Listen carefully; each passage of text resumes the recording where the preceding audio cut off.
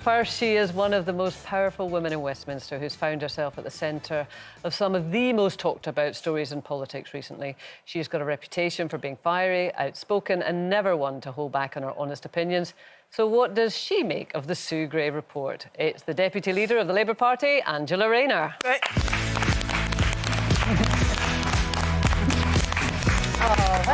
Thank you. You've made it down the stairs. That's a good one. And it's a bit of a surreal moment for me because my mum will be watching, so there'll definitely not any swearing. I'll say hi to my mum. Oh, good. So you don't swear in your house, no? And not in front of my mum, I wouldn't, no. I mean, I can't promise I won't today. I mean, my children don't swear in front of me, but when they're getting ready for school, I can hear them swearing at each other. Like, they're teenagers now, so they are a bit potty-mouthed at 8 o'clock in the morning when it's all getting a bit tense.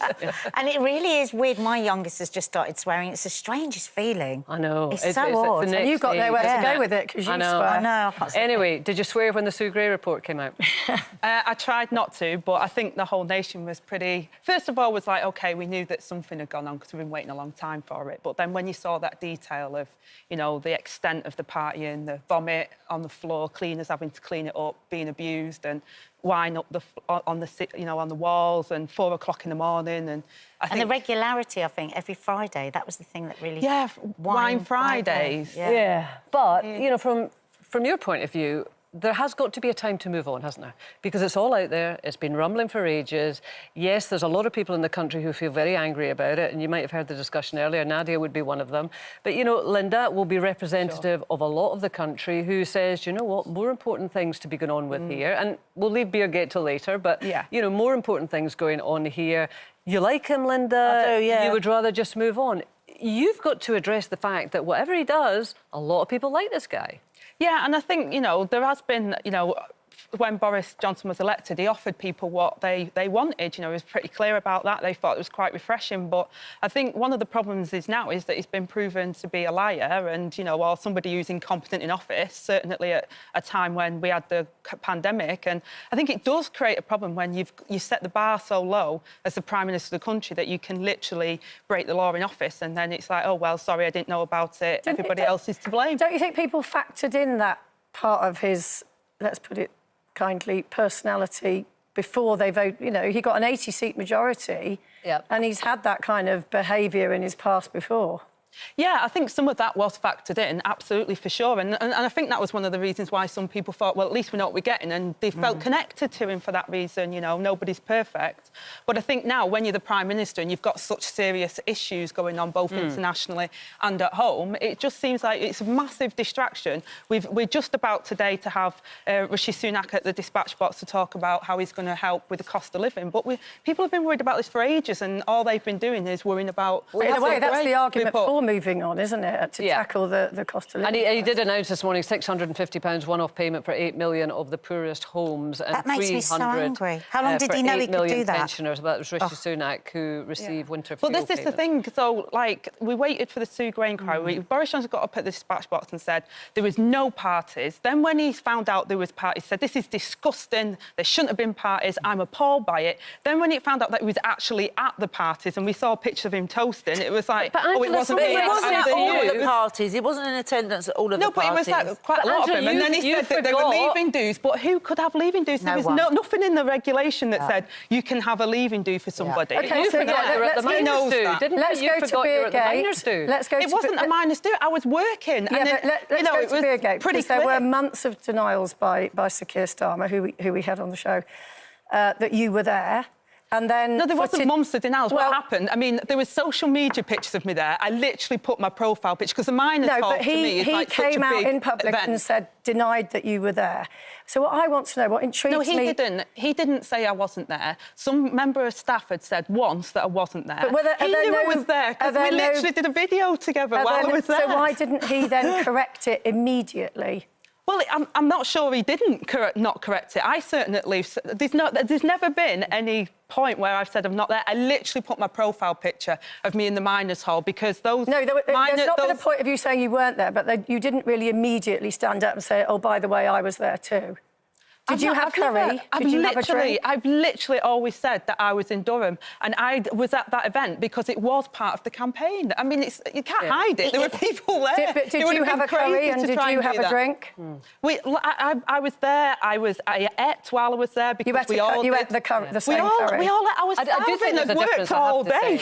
I mean, I do think there is a difference between a culture that's been established and picking over the bones of something. And you have said that you will resign if the Durham police... 100%. You still stand by that? 100%, because integrity matters. And this is why I'm so confident about that. I didn't see my granddaughter through that period. I had 2 relatives that died. We all suffered our own personal stories around it. I think that, you know what the bar is for me, is that if you start the rules, as MPs, we said these are the rules, this is what you have to stick by. If you break those rules and you get a fixed penalty notice, you can't be in office. I can't be in office if I do that. It's not OK. Yeah, exactly. Can I just take you to something else? I couldn't defend it. I couldn't literally be on this show and sat here, and if I thought I broke the rules, I could not defend it. Absolutely not, no. I couldn't look my friends in the eye who had their own personal sacrifice. I gave one of my friends my car because she had to get to work. She was a key worker. She worked in a supermarket. She had no way of getting to work. She had kids that needed to go to school because they were in school because she was a key worker. She had no way of getting to work. I gave her my car over that period. People went through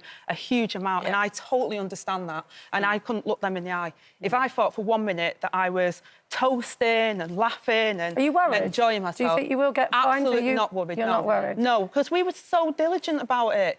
I really wanted to see my granddaughter. I wanted to help my son, look after her. He was working.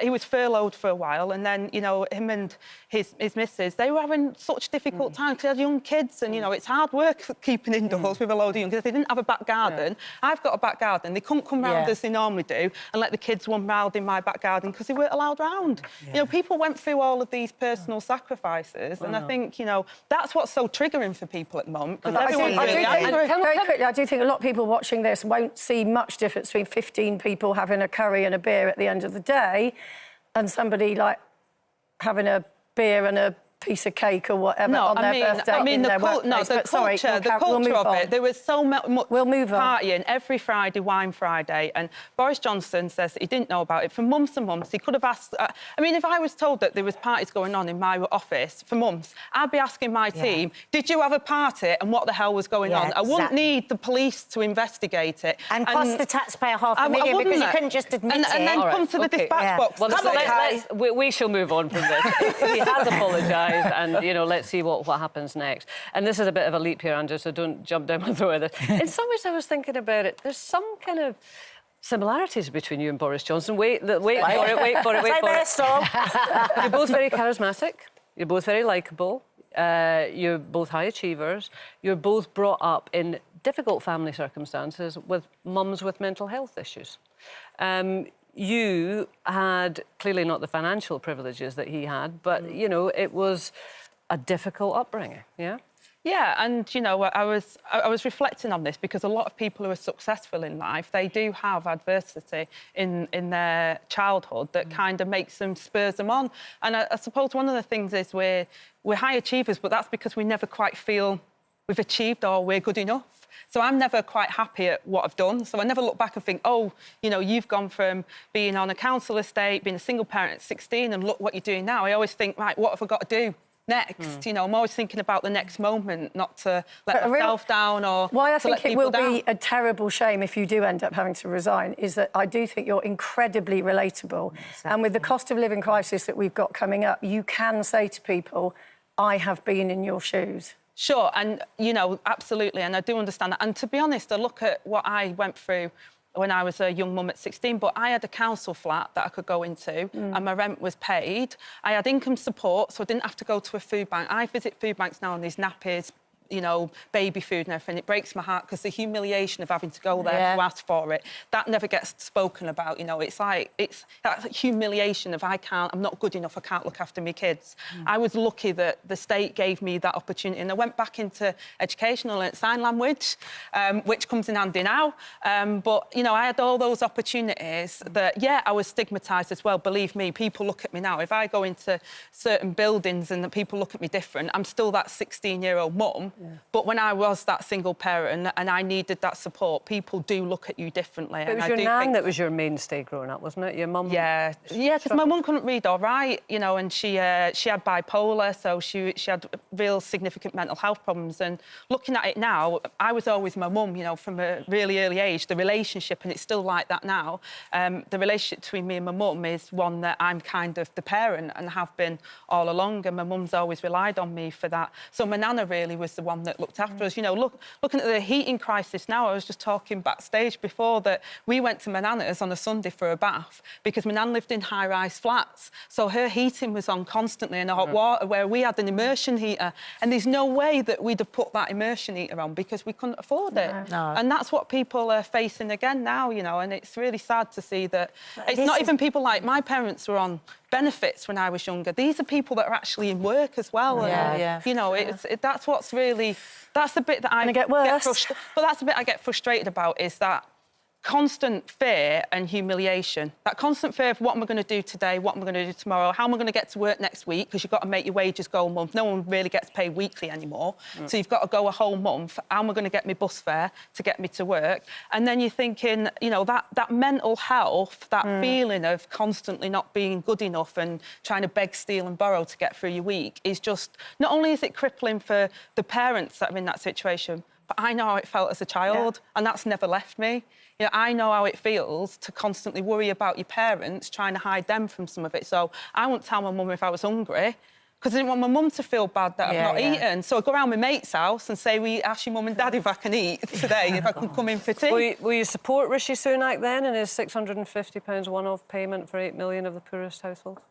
You know, from what I've heard, and I've not been in Parliament today, that it's not coming until October. Now! People need reassurance now that that help is there, because in October the bills are going up again. The chair of Ofcom said... And it just, I don't know what you think, but it just feels so manipulative that this should be announced today. The day after the Super Politics. When everyone's been is worrying so much, and then it's announced today, and yet not until October. Well, So exactly, and it could have been announced weeks ago. Exactly. It could have been announced weeks ago, but the cynical people will say, well, he's waited till now because of this, where the sequencing, and it is the government that decides the business in the House. So some of us that are cynical could think that's what they've done, but that to me is not the problem. The problem is they've left them weeks with people worrying sick. And I was a home help.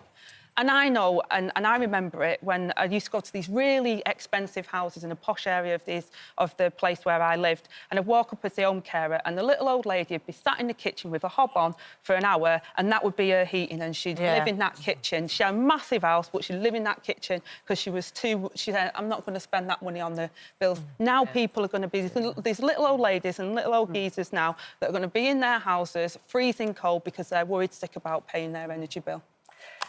Angela, you've got a Parliament to go to. I've got to catch up on what happened.